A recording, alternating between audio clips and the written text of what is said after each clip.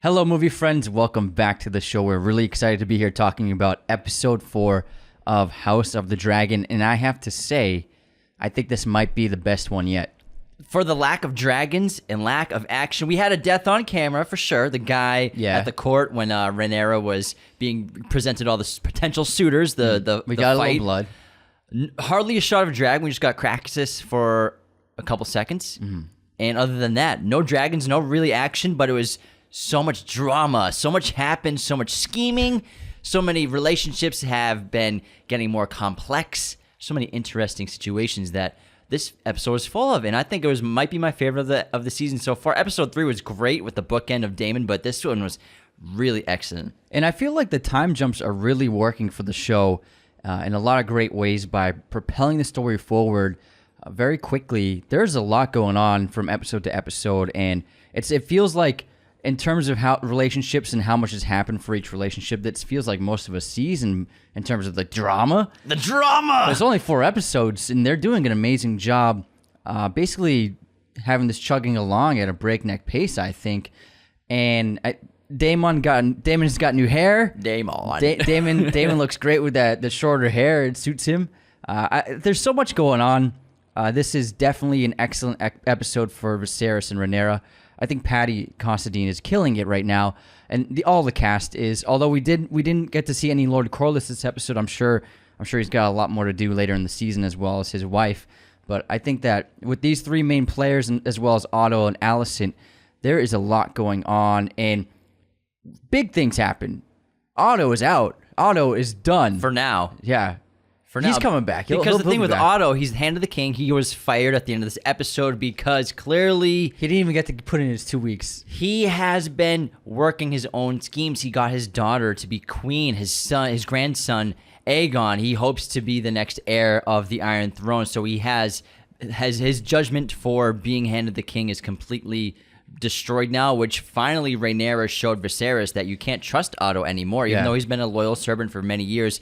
And I love how Viserys brought up how Otto became the hand of the king to Jaehaerys anyways. Like, it's 5 days. That's all it took for you to be just a man of the court to the second most powerful man in the realm. How'd you do it? Stuff like that. So I really like that. But Viserys, he's easily swayed, you could tell, between Alicent and Rhaenyra in terms of what they want him to do. They're kind of controlling him for their own ways effectively. And Viserys also revealed that Otto kind of schemed his way using his daughter Alicent to court him in his time of grief, and that in a lot of ways he was blinded by the grief of his wife's passing to really understand what Otto was doing behind the scenes, pulling the strings.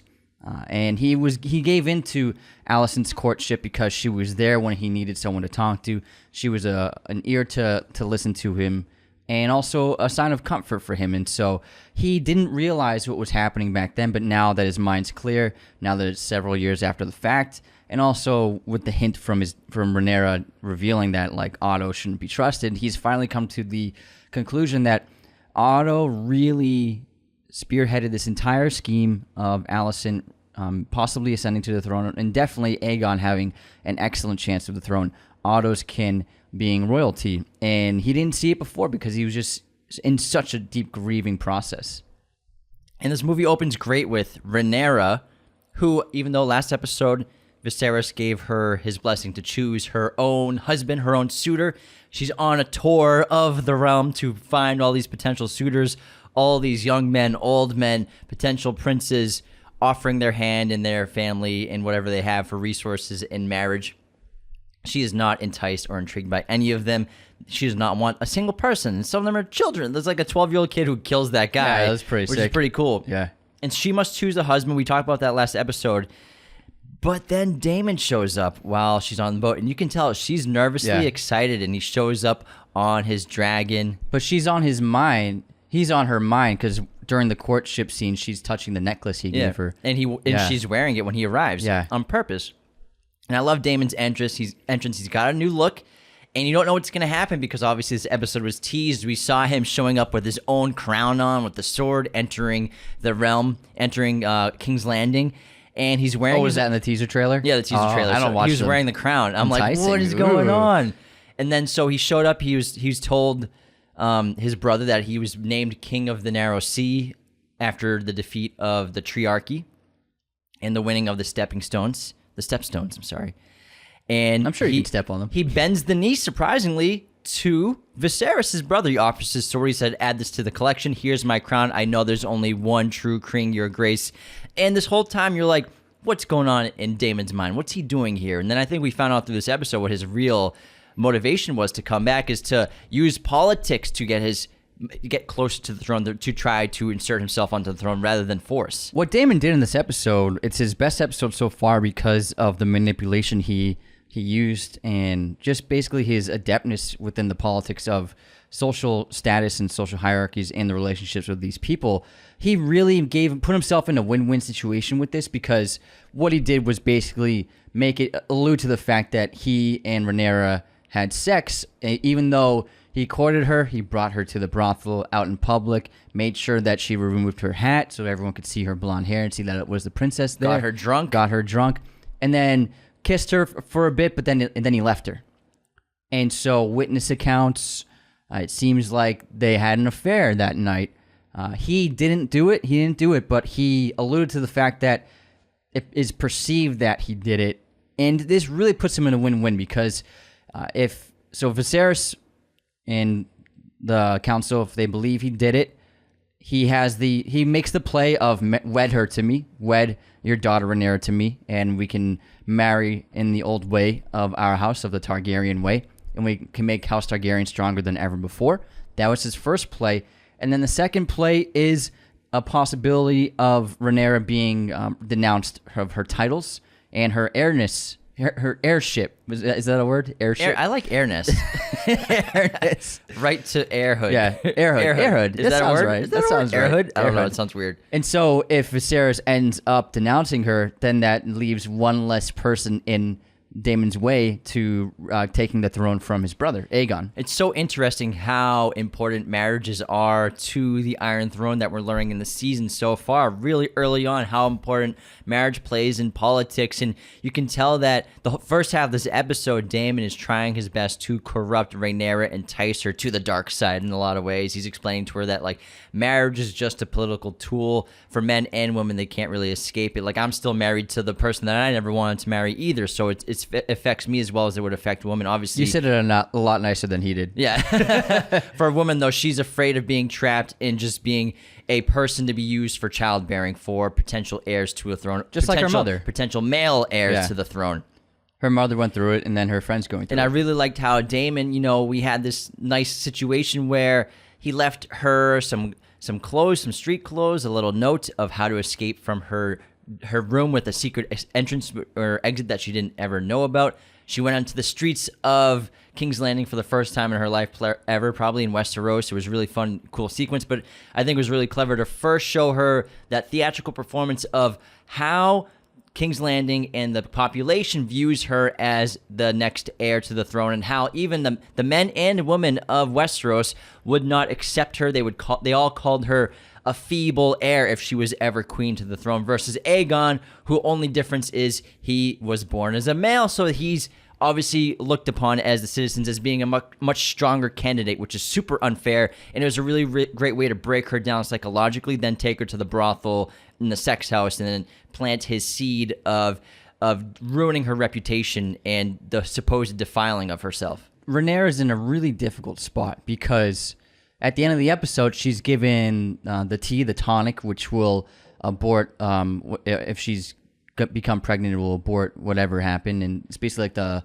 King's Landing version of like the morning after pill. Plan B. Yeah, Plan B. And the episode ended on a cliffhanger of, is she going to drink it or not? Now, she did end up having sex with Criston Cole, her Kingsguard. Oh yeah, Criston. He was like. If I wish there was. I should have put money down on that happening this season. I just wanted that so bad. Yeah, it worked out. I think they could be like. I don't know. I think that obviously Jamie and Cersei did it for 20 years. Yeah, but they're royal blood. Criston's not royal blood. Yeah. If anyone finds out, he's dead. Well, Kingsguard too is like Jamie would have gotten in huge trouble if anyone found out. It was just rumors, but no one really knew for sure. So Criston's in a tight spot.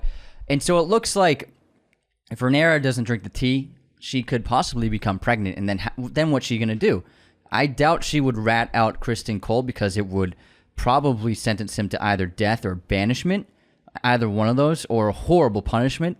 So to save him, she would probably surmise that she would agree with the story that it was Daemon who impregnated her. So if she does become pregnant, it's one of those two options she has, or maybe she could say it was a stranger. I doubt that would be the case. So it's interesting to see what she would say, because I don't think she's going to drink it.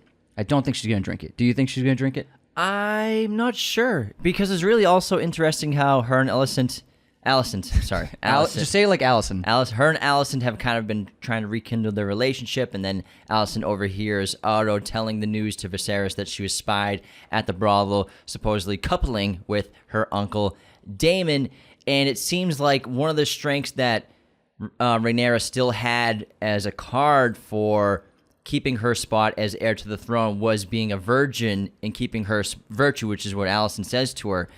And so it seems like the loss of her virginity really weakens her and Viserys' position on the throne in terms of someone else not wanting to wed Rhaenyra to strengthen their spot. Even though Daemon, I love how he tells Viserys, he's like, "You are the dragon. What you say is law. It doesn't even matter anymore." But it lessens the prospects of another strong family wanting to marry Rhaenyra and join the family of the Targaryens. Yeah, Viserys is he's too beholden to tradition and I guess a sense of morality, but especially the traditions of the day, whereas Daemon's like, you're the king. Whatever you say is law, and whatever you say is the truth. So Daemon sees his brother clearly as just a weak king, too feeble, ironically, to really let this pass and take dominance over the conflict and make the decision himself. And Rhaenyra, being deflowered by Kristen Cole, I wonder if, I'm sure she does have feelings for him, but I think that she just wanted to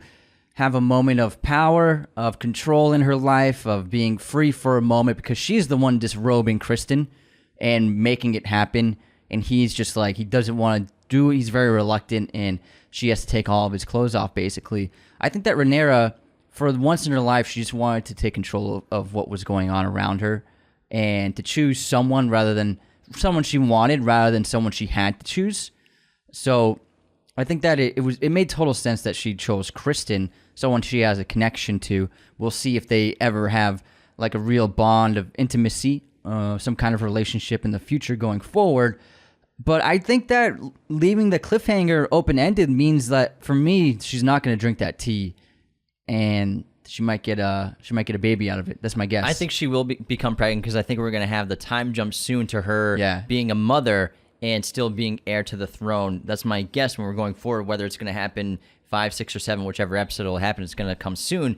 But also, that's that moment that I think Rhaenyra chose to do it, because going out with Daemon, when they were at the brothel, he said, people come here to take what they want. I think that he kind of opened up something inside of her. That's a great point. To want to... She didn't realize that sex could be pleasurable for women, I think. Not just that, but also she can do what she wants. Yeah. It's her life. You can do whatever you want. Not only are you the princess, but you have control over yourself. So it doesn't matter what tradition says, but you should have control over what you want to do. And I think that's the whole point of that. And she calls BS on the entire thing, because she says to Viserys, like, if I was a man, if I was your son, I could sleep with all the women I want. I could have as many bastards as I want, and no one would bat an eye.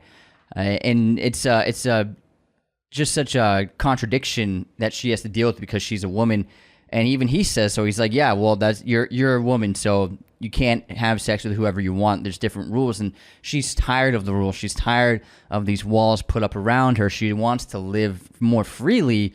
I think this was a great moment for her to show how willing she is to rebel against the norms and the traditions that she was born into. And I'm sorry. Oh no, I was done. I was going to say 2 other really important things happened near the end of this episode, where we learned in the beginning of the episode that Lord Corlys is looking to seek an alliance with another competing very powerful family, and they're going to have to do something about it, because if them two team up, it's the Free Cities, then they'll be a formidable opponent to the Realm and King's Landing and the Iron Throne.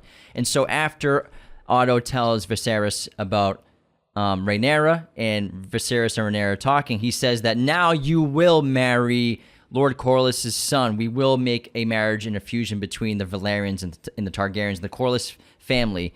And in addition to that, he revealed to Rhaenyra the prophecy that he's been dealing with his entire life, where he has the dagger that was inside the fire, the Valyrian steel, that revealed the secret message, which is the prophecy about the prince that was promised, which is Daemon. So he's been waiting for this moment, basically. He's been waiting for Daemon to become a threat to himself and the Iron Throne, it seems like. Or it might be Aegon, who is the prince who was promised. I don't know if we know. No, the prince who was promised was Jon Snow.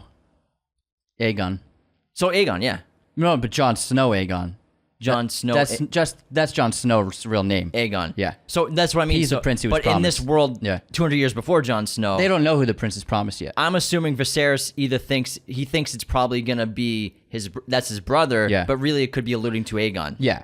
I think he's worried. I think every Targaryen has been worried about what this prophecy means, but it does end up being Jon Snow, Ice and Fire, Stark, and Targaryen. Yeah, but we got to look at the snow and that the doesn't fire. exist. I know. The I understand. perspective I know, of them, you know. Yeah, I understand. Yeah. I was just letting anyone who didn't know that he was the prince who was so promised. Jon Snow, Aegon. Yeah. Because what would he have been? Jon Aegon Targaryen? No, his name would have just been Aegon. Aegon Targaryen. Yeah. Jon Snow was the name that Ned gave him. That's right. Yeah.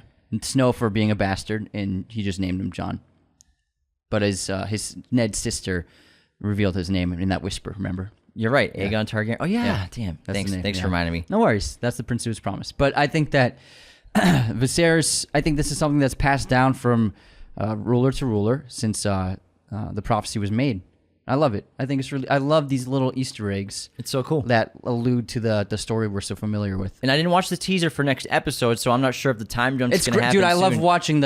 watching the show without watching the trailers. I didn't want to because Don't do it. I'm just getting more into the show. It's just so well made. It's so well done that the characters are just really well written and performed. It's really terrific. I think it's probably the best thing on TV right now. It really is. It's incredible. The Yeah. cinematography, the production design, set design, And it the is- directing. The directing. So here's a shot that it's really great, simple directing. So the scene with Viserys and Otto, the way it's framed tells you everything. So Otto's shot is the camera's above his head, looking down on Otto, and he has a lot of empty space to the left of him. Whereas Viserys is shot from a low angle, and he's got space in front of him. This shows the power dynamic just with the visuals. You have Viserys, dominant, tall in the frame, and then you have Otto, closed off and small in the frame.